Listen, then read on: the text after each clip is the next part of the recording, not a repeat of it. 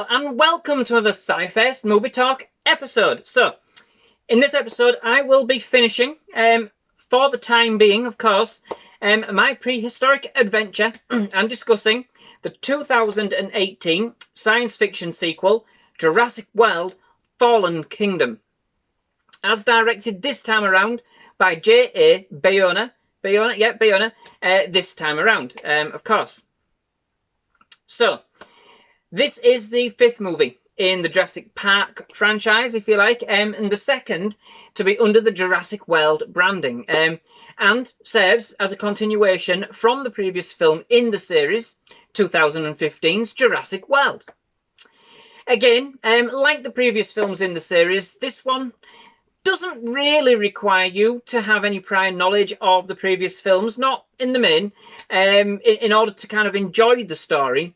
However, I would say that in this instance, it does actually help in order to allow you to appreciate the movie as part of the series overall and kind of have a deeper understanding of some of the plot points that's actually happening.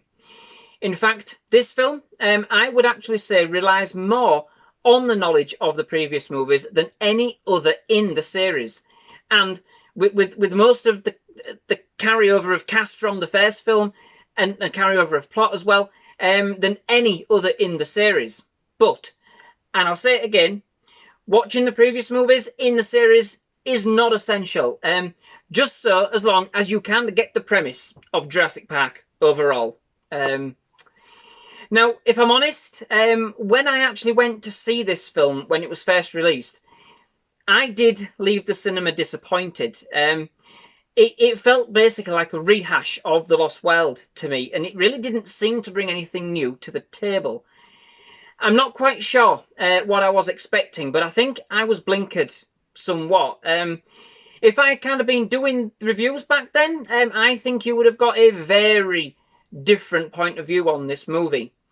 But, do you know what? I am glad I rewatched this movie for this review series. After watching them pretty much back to back and in knowing now that we actually do have a sequel to this film being made, it seems to fit better than I thought it actually did back in 2018. And I think this time round, my perception of the movie has come out much, much better this time. In fact, I think this movie is probably one of the most kind of polished overall, really, in terms of effects. Well, at least for the first half, at the very least. But I'll get to that in a minute. The film does see the two main characters from the previous movie, Claire Dearing and Owen Grady, as played by Bryce Dallas Howard and Chris Pratt, respectively. They actually return this time, basically having gone their separate ways at the end of the last movie. Claire is now an activist in charge of an organisation fighting for the rights of the dinosaurs on Isla Nublar. Owen is living a quiet life, as far away from the dinosaurs as absolutely possible. However, an imminent volcanic explosion on Isla Nublar threatens to wipe out all of the dinosaurs on the island, which sees Claire and Owen team up once more, along with Claire's colleagues, newcomers Zia Rodriguez and Franklin Webb, as played by Daniela Pineda and Justice Smith, respectively, in order to assist in moving as many of the dinosaurs as they can off the island to a new nearby home where they could live in peace and undisturbed. However, they are double-crossed by Eli Mills, as played by Rafe Spall, who's now in charge of the company run by John Hammond's prior partner, Benjamin Lockwood, who we kind of find out for the first time in this film, I'm sure, but as played by James Cromwell. And this is kind of where the similarities with The Lost World kind of come in.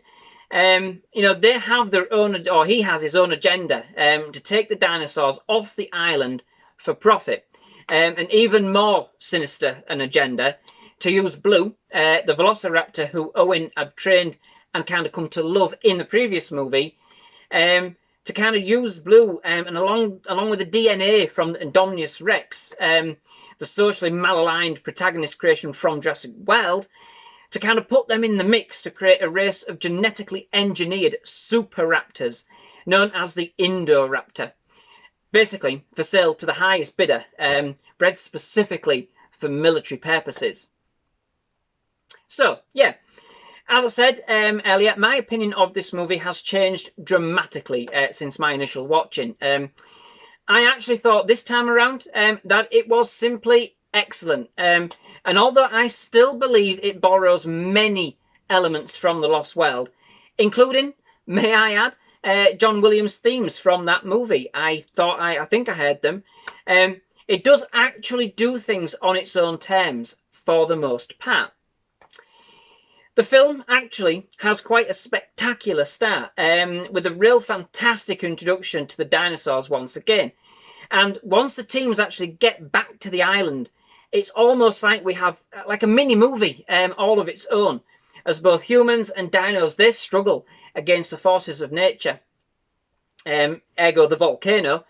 In fact, it was a nice touch. I thought that not all the peril in this movie actually came from the dinosaurs. For the most part, both parties are actually in the thick of it together.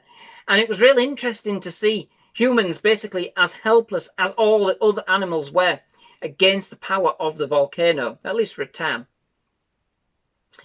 The film, however, is pretty much split into two halves, almost being like two mini films in one. Or at least this is the way that it does kind of feel. The first, the volcano on the island, as I've said, simply spectacular.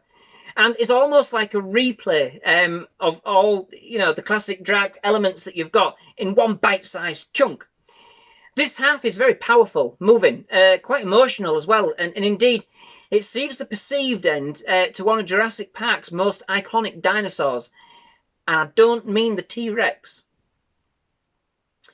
The second half actually changes pace completely, being set on the mainland, ushering in the newest abomination and maladjusted creation, the Indoraptor, which was more terrifying, I thought, than the Indominus Rex.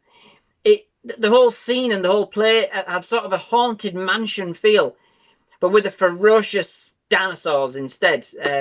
Yeah, spectacular. Because of this, the two halves, it doesn't perhaps feel like it flows quite as well as it should. In context with the overall planned series, now that we know that we have a third film, Dominion, that will actually be released, it felt very much like the first half was there to say goodbye, one and for all, to the series' reliance on the use of the islands, and then using the second half to set up the framework for the sequel.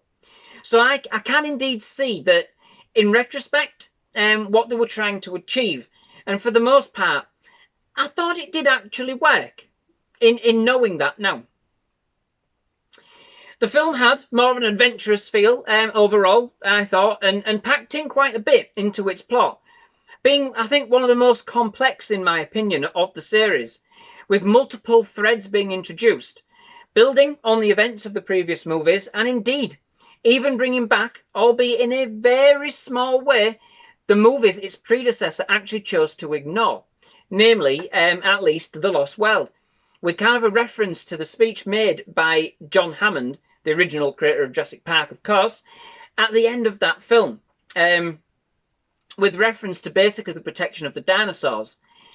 It doesn't simply rely on the usual method of Dino on a Rampage to give its audience its thrills. Well, at least not until the second half. But this time around, it's not about the creation, the Indoraptor, more so. It's about feeling for these creatures in a way that we kind of haven't felt before. The movie also brings back Jeff Goldblum as Dr. Ian Malcolm, albeit for a very brief amount of time, basically touting his usual brand of doomsday rhetoric, but as usual, hitting the nail pretty much on the head. The film does explore how far we've come in terms of cloning, and although it's never 100% truly explicitly stated, it is certainly implied that in this timeline we have gone down a darker route. This isn't fully explored in the movie, but adds yet another thread showing the dangers and the consequences of what was originally conceived by John Hammond all of those years ago. I wouldn't say that the film has that kind of wondrous charm that certainly the original Jurassic Park has, or even Jurassic World to some extent, but it does have one of the biggest array of dinosaurs of any of the movies. And it certainly is a great adventure. It's much more a worthy sequel, in my opinion, than The Lost World. And as I said earlier, has basically the best continuity of any of the previous films. Pratt and Howard, again, they bring us some excellent characters, reprising their roles like they never left. I did enjoy the new characters too, especially the sassy Zia, who I thought gave some great one-liners, especially when confronted with a Pete Postlethwaite wannabe, the character Ken Wheatley, as played by Ted Levine, basically the mercenary in charge of the rescue operation, hence my analogy with Pete Postlethwaite. Effects-wise, it's another triumph for me. Again, using a mixture of animatronic and CGI dinosaurs, they remain very impressive, and the attention to detail certainly shines through. This time around, they have made a sequel that improves on the quality of its predecessors, or at least its direct predecessor, rather than simply wanting to cash in on its success. Finally, just to note that Michael Giacco, am I saying his name right? He's propping up a lot in my reviews of late. I've really got to learn how to pronounce his name. But nonetheless, he does return to the musical helm with a more harrowing theme, with hints of John Williams' classic themes, still kind of intertwined, but still not quite as strong, I don't think. Although, this time around, I did actually enjoy the notes of The Lost World, which I actually thought were put to much better use than in the film they actually came from.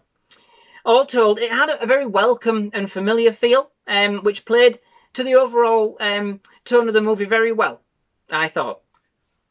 So yeah, overall, yeah, second time around, this was a fantastic film, full of adventure, fairly well put together, at least in the first half, and followed up with a darker, more horror-toned second half, continuing the theme of meddling with these creatures to save humankind, which, of course, always has disastrous consequences. It follows the story well from the previous movie in the series and does start to bring together elements from others in preparation for an overall trilogy of films, teasing just enough at the end to make your mouth water for that next adventure, which all things point to something which should be absolutely mind-blowing. So, that brings me to the end of this episode. Thank you very much for watching. I do hope you've enjoyed it. If you have, please leave a like. Please do hit that subscribe button for more movie reviews, trailer reactions, and other movie-related episodes. Most of all, we've loved having you. Please do return to SciFirst MovieTalk. We'd love to have you back as well. But yes, thank you very much for watching, and goodbye.